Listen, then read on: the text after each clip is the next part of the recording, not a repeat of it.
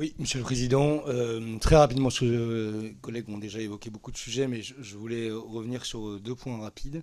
Le premier, c'est sur la question. Alors, d'abord, pour dire que je souscrivais aux propos des uns des autres sur le besoin que les communes, départements, groupements, régions, etc., soient suffisamment dotés ou qu'ils aient la liberté fiscale qui a été perdue ces dernières années pour pouvoir agir. Ça, je crois que c'est un peu le chapeau qui nous réunit.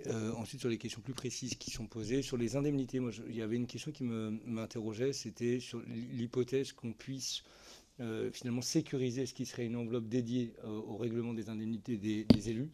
Ce que je constate quand même dans des petites communes qui n'ont pas forcément beaucoup de moyens, des arbitrages parfois difficiles entre est-ce qu'on va soutenir le monde associatif ou tel service communal plutôt que de payer raisonnablement les élus. Je trouve qu'au-delà des barèmes, la question de pouvoir sanctuariser des moyens qui soient dédiés et non fongibles exactement, qui oblige en réalité à ce que les uns les autres puissent s'indemniser. Ça nous évite aussi des mauvaises campagnes qui seraient de nature à dire que les uns préfèrent les indemnités aux associations ou l'inverse.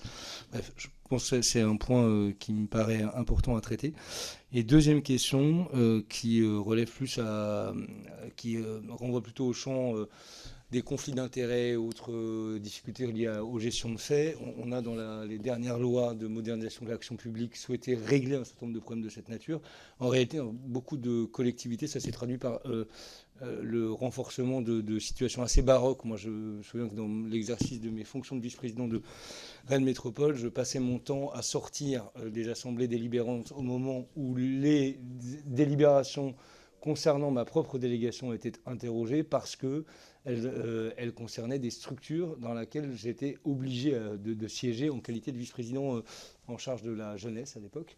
Je vais donner un exemple, hein, mais les missions locales, par exemple, qui ont un statut associatif, qui avait WICARE, la mission locale du bassin du Pays de Rennes, qui a un statut associatif, est composée d'élus des communes. Et c'est bien dans un cas assez important de figure, c'est le bras armé de la politique jeunesse et d'insertion de la collectivité. Chaque fois qu'on attribuait une subvention et donc qu'on dotait notre politique de capacité à faire, tous les élus concernés devaient sortir de l'Assemblée délibérante et ne pouvaient pas participer au débat. Et lorsqu'on a eu l'occasion de rencontrer à l'époque Didier Migaud, quand il était président de la Haute Autorité pour la transparence de la vie publique, il nous avait indiqué que non seulement on devait sortir de l'Assemblée délibérante, mais on ne devait pas avoir été en situation de discuter quelconque décision dans le domaine concerné. Donc, si je résumais la situation, ça signifiait qu'en tant que vice-président à la jeunesse, je ne pouvais discuter d'aucune des délibérations qui concernent les structures en charge de mettre en œuvre la politique de jeunesse. Bon, c'est juste un exemple pour dire que je pense qu'il y a des choses un peu à toiletter dans ce registre-là parce que qui sont manifestement pas cohérentes et pas opérationnelles.